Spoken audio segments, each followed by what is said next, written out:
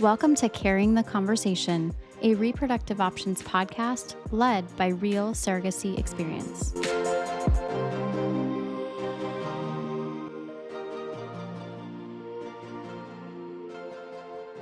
Good morning.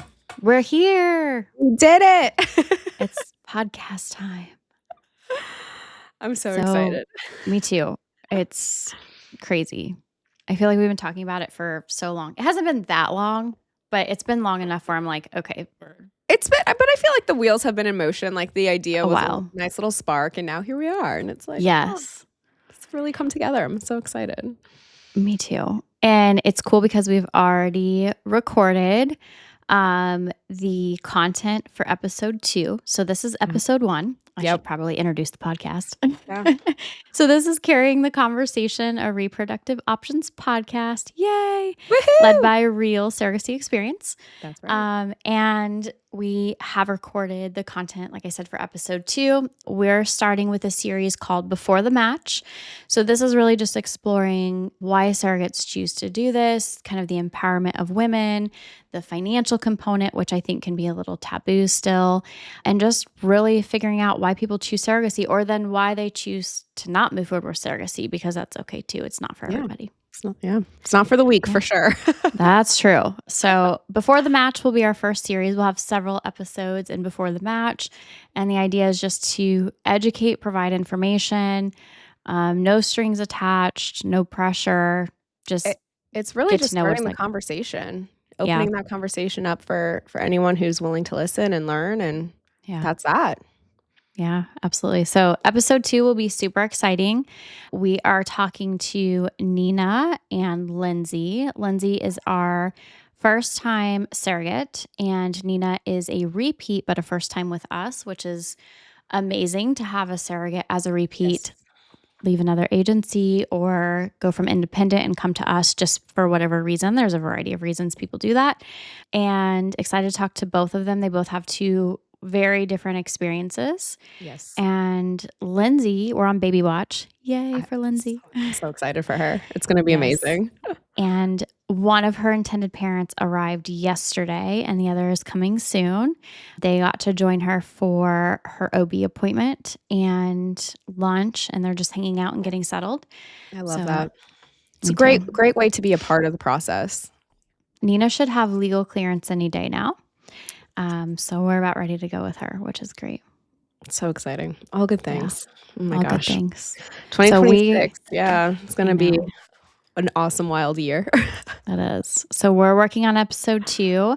Episode 3, I think, is I think this is going to be one of my favorites. Episode 3 is talking financials, like just straight up financials, because we can say most surrogates do this for a variety of reasons. So they have a personal connection with infertility or loss. They had a friend or a cousin that was a surrogate. They've always been driven to do this. They feel the need to give back. They love being pregnant, but they don't want to have another one of their own, whatever the reason is. But there's a lot of money. Oh, yeah. There's a lot of money. So we really are going to talk about that with just no filter, no shame in the conversation. The reality of it is that people can and do choose to do this for the money. And everybody has a big heart that's involved in this. You have to. It can't be the only reason.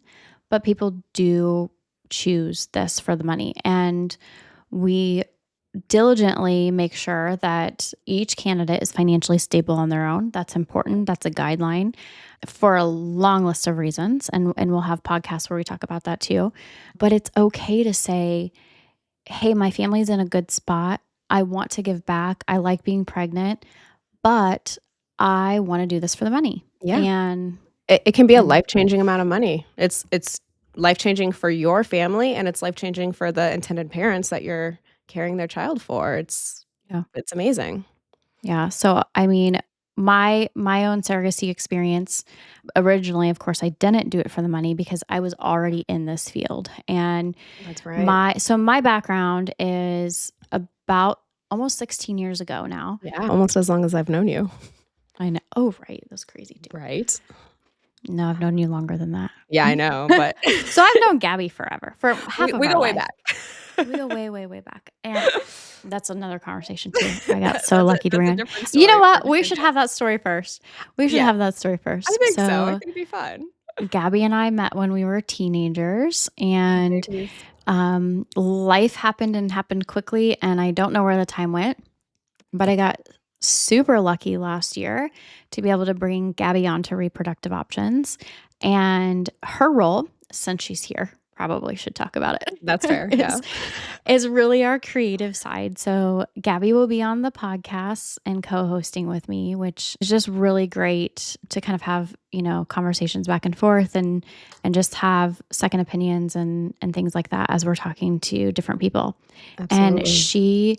so Gabby is our creative person. I do what I can. Gabby's so creative.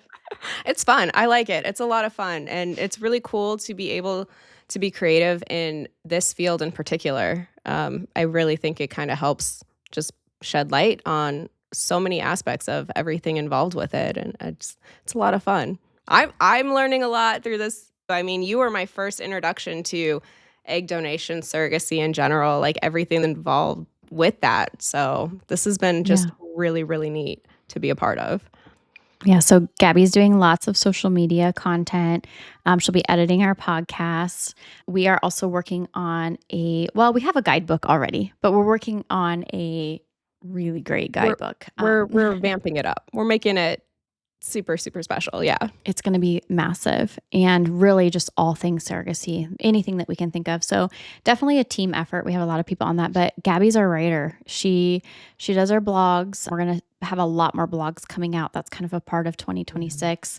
So she's our creative person, and having someone that's creative on these calls is just really super helpful. I like it. I feel like I also get to play the part of the audience too, True. I get to experience and hear the content as if I was someone looking to explore surrogacy and everything that goes along with it. So it's really cool. I get to ask the questions, and hopefully that Yeah. answers some things for the listeners. Yeah, and that's a good perspective too, because Gabby's the only one that has not done surrogacy on our I team. know. I know. So I'm the outlier. yes. I So have been pregnant. I have my child, my daughter. I love her so much, but I just am in awe of every single woman who signs up for surrogacy because that's pregnancy is tough, and it's really just awe-inspiring to see everyone sign up for this. So, yeah. yeah. Yeah, it'll be a good perspective. So, of course, our case managers and the rest of our team have been surrogates, Yes. which is definitely a requirement for us, with case management. But Gabby on the creative side, I just couldn't pass up the opportunity to bring her on. Been a huge asset. So, it'll be fun just to see how the podcast evolves. I'm excited. This is a great Me project to too. be a part of. I did not think that this was going to happen. I'm so excited that it's happening. I'll never forget when you, messaged me the idea for it, and I said, "Wait a second, this is amazing." Yeah. Yeah.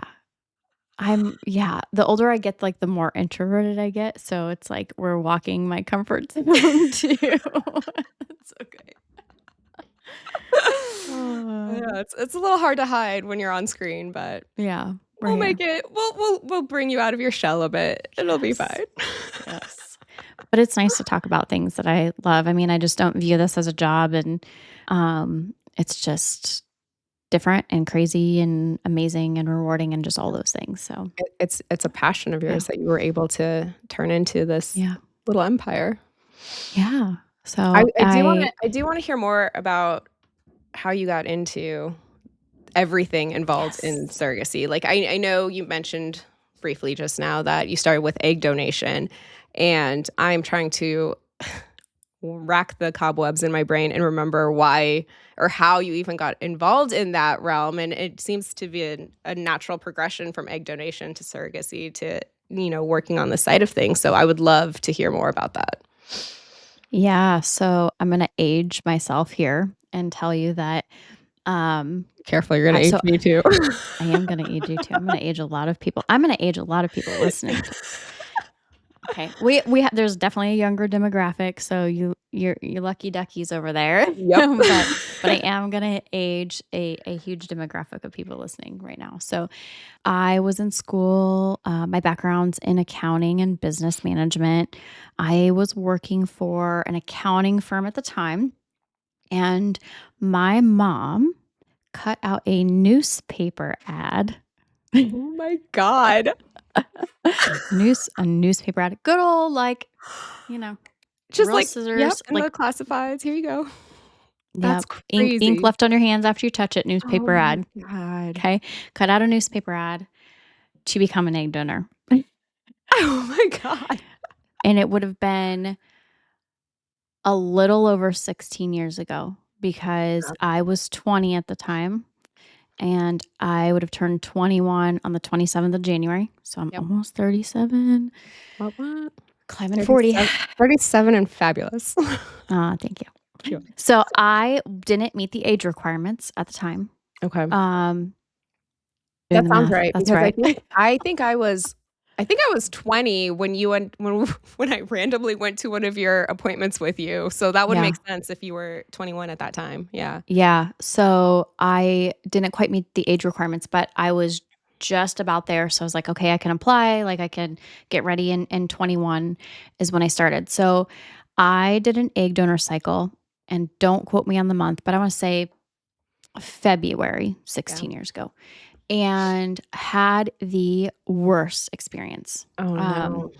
Anyway, so my mom cut the newspaper ad out and I'm like, yeah, I don't know. And she's like, no, really, you should do this.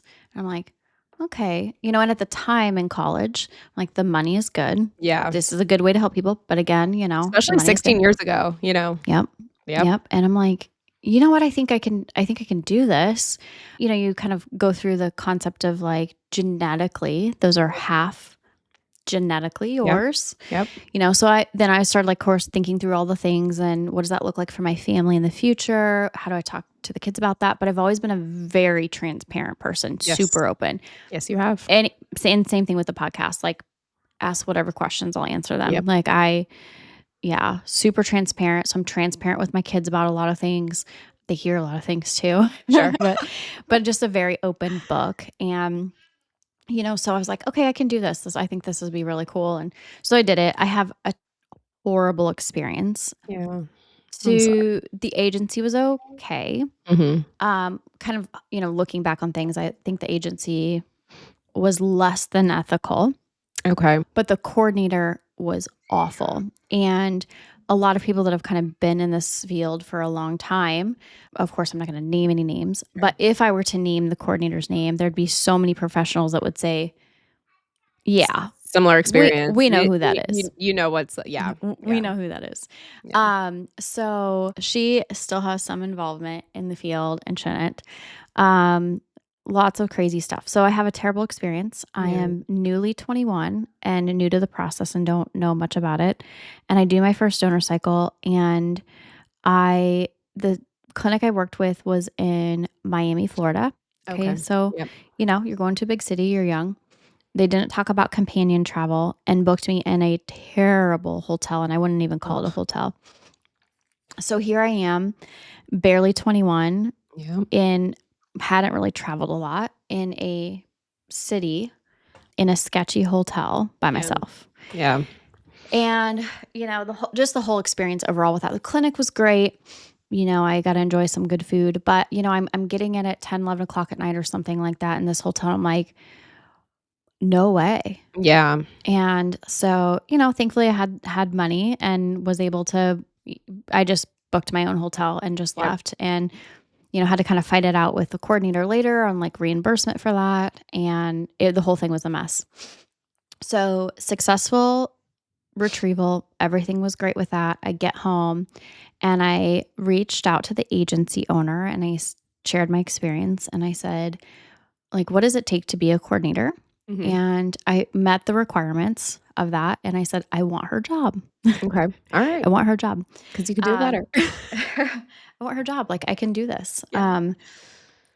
Because you And have to have, I'm assuming you have had to have donated to be a coordinator for egg donation. like that, right? Yeah. Yeah. Yeah, and at the time, they had a requirement to have your master's degree, Okay. which, I mean, kind of whatever. I think that was the honestly, I think that was the timeline in our lives where, like, everybody was so hung up on, like, what degree you have, Yeah. whether it was Yeah. relevant or not, and so I was, working on my master's, so she accepted that, and I said, "I want her job," and they hired me. That's amazing. Oh my god. Yeah. So I'm like, "Whoa, what do I do with this?" Like, I'm jumping in I really feel like into a field by chance, Yeah. kind of like the whole line of events that happened, All from a and I loved newspaper it, ad. all from a newspaper ad, and I started working from home at 21. That's amazing. And yeah, and I was actually still staying with my mom at the time, like, I Yeah. was in school, and I had my little desk set up in my room, and And and that's where I and started. and just to reiterate for the listeners and watchers here, this was 16 years ago. So work from home, I feel like has become a little bit more normalized with COVID and everything, but this was like Yeah. not this was not a thing Mhm. 16 years ago. Yeah. And some people do well with, like, online schooling and work from home, Yeah. and some people don't, and I just loved it, and I'm like, Yep. "This is great." I'm like, "This can" I envisioned, having kids and what that would look like with balancing, like, work and a family and things like Yeah. that, and so I worked for that agency as a donor coordinator. I don't remember how long, I'd have to go back and think about it, and then I met another colleague during that time, and she had started an agency and was leading up the surrogacy side and asked me to come on board to lead up the donor side. Okay. And so I made that switch and became a co-owner of that agency, um, which was great and fine, really, until I would say that we had like different views on things, and Sure. that's fine. And I'm sorry, in the timeline, was this before or after your surrogacy journey itself? Oh yeah, so good question. So I did. I made the switch to the other agency, and then did my surrogacy. Got it. Okay. Sure. Yep. So I was making the switch, when my first daughter was pretty young. So she's 10 now. Yeah. Um, and so I was making that switch, I think, just shortly after she was born. Yep. So she was born in 2015, and then I delivered my surrogacy, and they're in the back in the little Yes. photo album. So sweet. Um, I delivered him April 7th of 2017, Okay. Yeah. and so I thought I was one and done, had my daughter, did my surrogacy, and I'm like, "Oh, I think I want another one." So then I had my son Yeah. who is 7 now, and, he was born in November of 2018, and then I'm like, "Oh, yeah, I'm definitely done." And And then so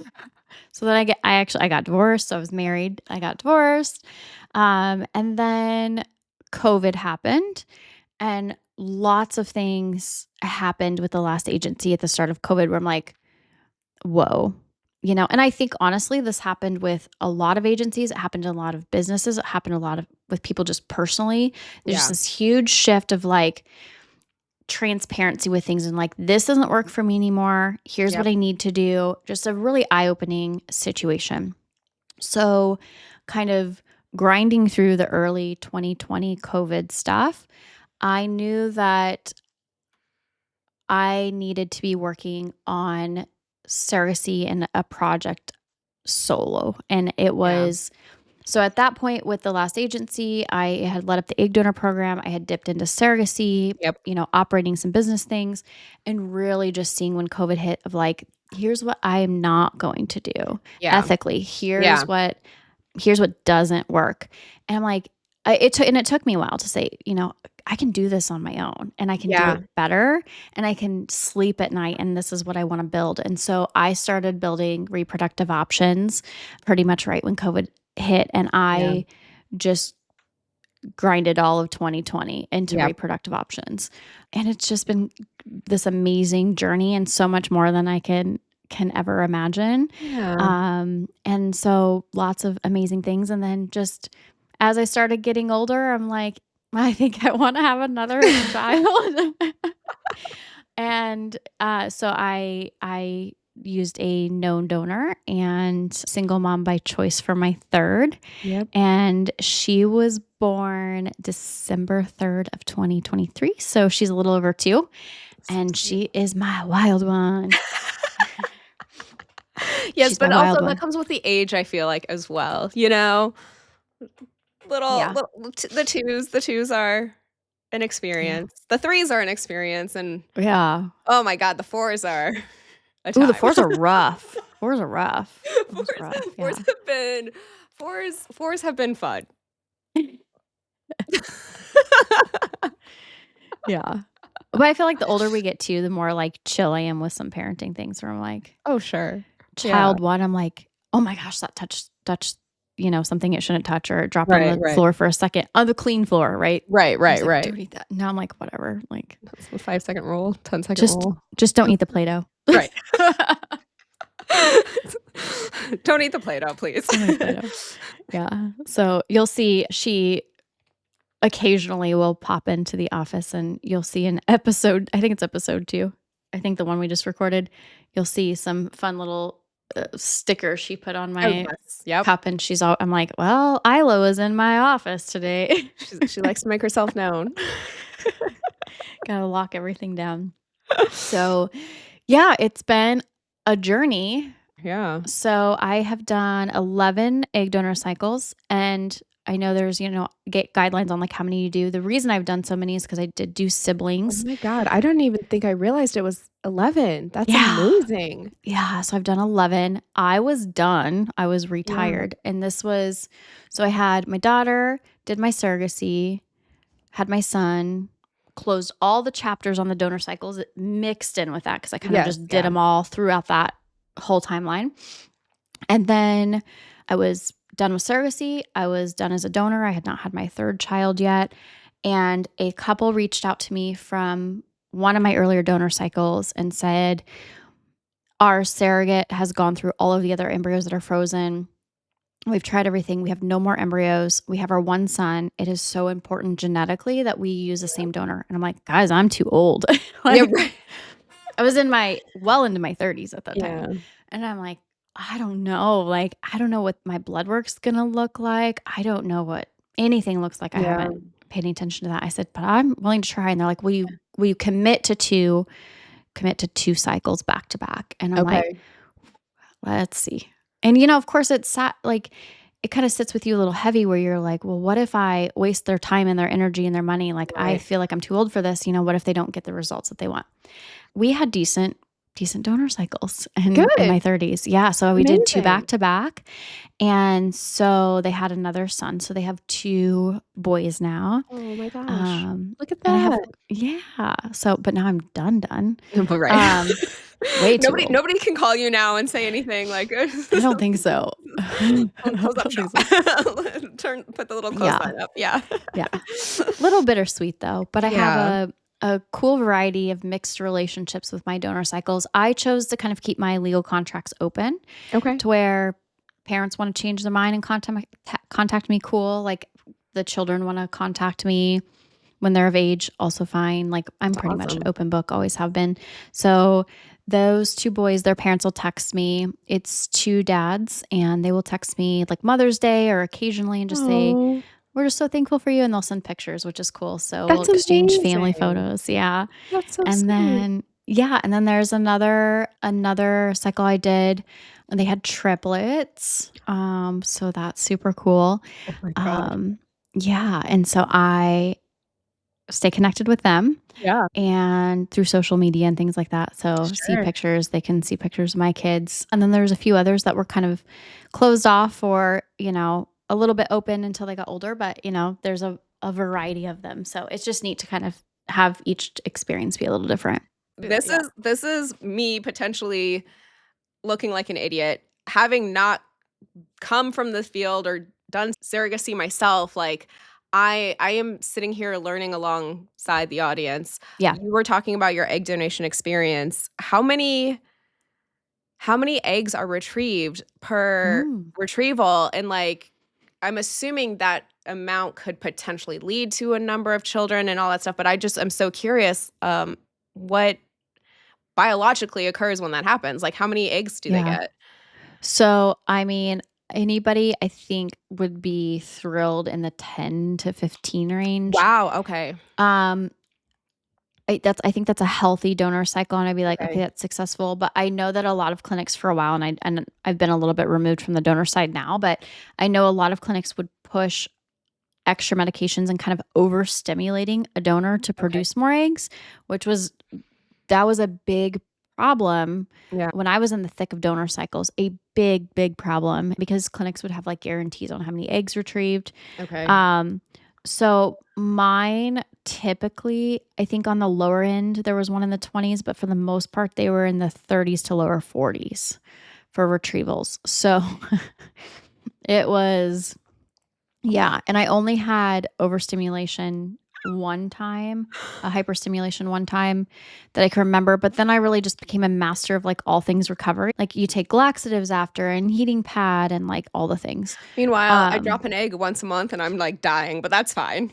Let's yeah, just retrieve your 50. ovaries are full. Like you can actually like feel the fullness of your ovaries. It's wild. It's a Oh my wild god. experience. That's Yeah. insane. So I always had a rule of thumb like to half things. So Sure. if you had 40 eggs retrieved, let's just, I know, right? Yeah. Cut the number in half on like ones that are going to be like, they're an option, they're Sure. viable. Okay. So that we have 20. And then fertilize the eggs to create the embryos. Probably half The again, ones that yeah. make it, let's half it again. Mhm. And maybe you have 10. And depending on the type of testing that was done, because even when I was doing donor cycles, there were different types of Sure. genetic testing. Potentially, you could half that again, be anywhere between 5 and 10 frozen embryos that were high quality and good to transfer. Wow. Um, all of the donor cycles that I did, I know that embryos were frozen. A handful of Okay. embryos were frozen, so that all of them had sibling opportunities.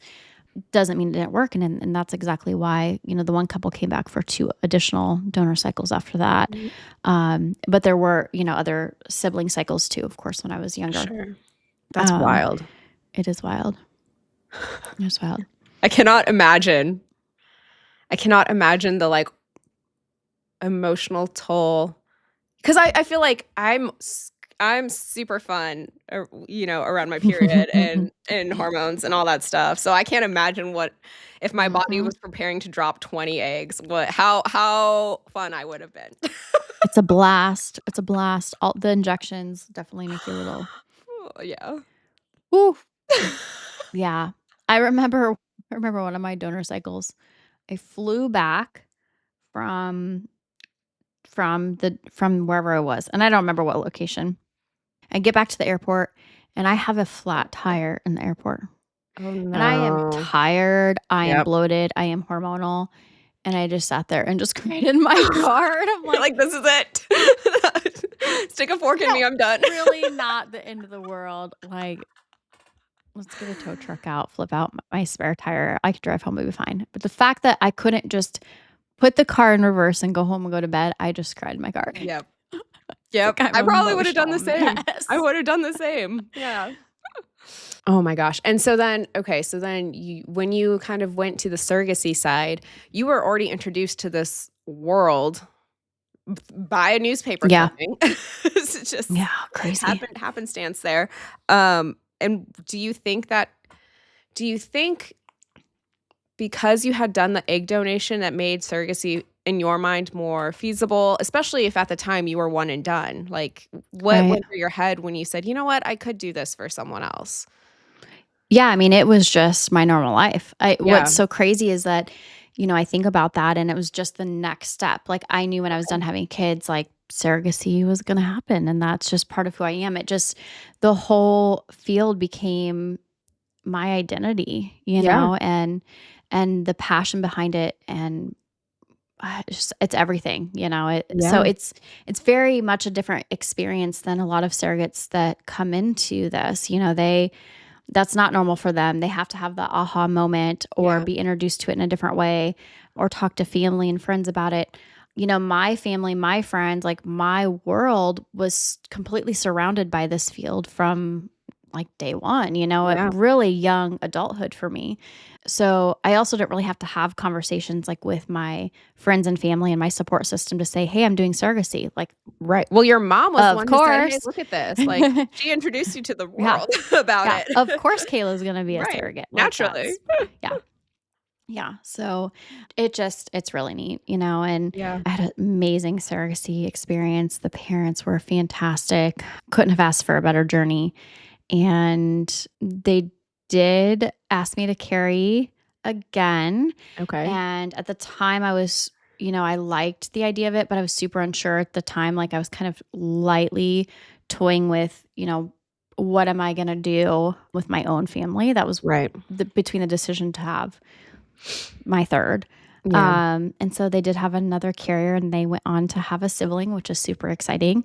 And my surrogacy days are done. So, Well, in that sense, they gets to live on through reproductive options, which is amazing. And yeah, and it's, we yeah. talked about this a little bit yesterday with Lindsay about sometimes there can have this feeling of, okay, now what? Like I've Mhm, carried this child for 9 months and fortunately she's going to try to do pumping so that it kind of mhm. extends it a bit, but even though you are retired from surrogacy, you still get to fill that potential what if or what's next, which is awesome. Yeah, I mean, it makes it so rewarding, but it's also hard. I see so many intended parent profiles where I'm like, "Oh, my dream parents. Yes. Can I carry again?" It's hard, like, and only doing it one time, it was never my intention. My intention was to do it more. Yeah. I think that's where a lot of surrogates struggle, it's not being able to or making the decision for whatever reason to not carry again, really coming to terms with that, whether you've carried 1, 2, 3 times, whatever, closing that book is bittersweet. Yeah. And I think you're gonna hear that across the board. I mean, Sure. any surrogate we talk to is gonna be like, this is tough. This is a Yeah. tough one. So, and our guests for podcast 3 with the financial kind of side of things, we'll talk about their journeys as well. Sweet couple, Heather and Danielle. They're actually me They're too. so nice. They're I love they're them. actually local to me, which I love. Ironically, I went to elementary school with Heather That's so and funny. yeah, and Danielle, I had like had mutual friends and like seen in other groups, and so we connected on Facebook. And I wasn't connected with Heather on social media at the time, and then I clicked, on her spouse and saw Heather. I'm like, "No way." Like, what a Small small world. world. Yeah. Yeah. So, Heather carried independently and Danielle carried with reproductive options. She'd carried with another agency before us. But both of them have closed their door on surrogacy. Sure. And so it'll be neat to kind of talk about that because, I've seen some of Danielle's posts like talking about the bittersweetness of closing that chapter, Yeah. but they have a lot of things to give. I mean, honestly, like our podcast, we're going to have them on the podcast a few different times. Oh, for sure. They have so They're a much information and wealth of knowledge. knowledge. Yeah. Yeah. It's They've both insane. carried, and to be in a household as a couple and both going through that and like kind of toggling off of each journey and like supporting each other through that is just Yep. such a unique experience. Talk They about are a just support system, right? I know, right? Yeah, they're a wealth of knowledge. I'm Yeah. so excited to have them on. So they're going to be likely on episode 3, which will be kind of that financial component. Yeah, and they're just amazing. Yeah. They're so sweet. And I think they really are just gonna be perfect to have on for that discussion in particular. It's just gonna be Yeah, really great. Yeah. yeah.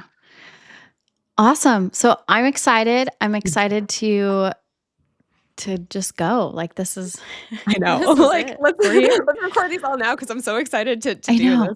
this. Yeah, it's so tough too because like we have, obviously like a good layout of what we're looking to do, but it's constant with ideas Yep. and we can't possibly ever capture it. Like the field changes so much. There's always new information, there's new things to talk about. You could literally spend all day every day talking about all of the things. But we're going to also do our best to like listen to people and hear what you want to hear or talk Yes. about what you want to hear. So we're going Yep. to hear you on that. We're Comment, let not us shying know. away. We're gonna be like Kayla is very transparent and Yeah. just share what we can with everyone. There's Yeah. there's some good juicy topics. Oh, yeah. We're going to dive into all the things, Yeah, it'll be interesting. It'll be fun though. But yes, we're an open book. Comment, let us know what you want to hear. We have lots of people that are going to be joining us through the podcast. If you have something you want to share and you want to join us, like, we're an open book to have you on the podcast as well, and reach out to us, and we'll see what we can come up with. So it's going to be a fun time, and let's do this. Let's do it. Let's do it.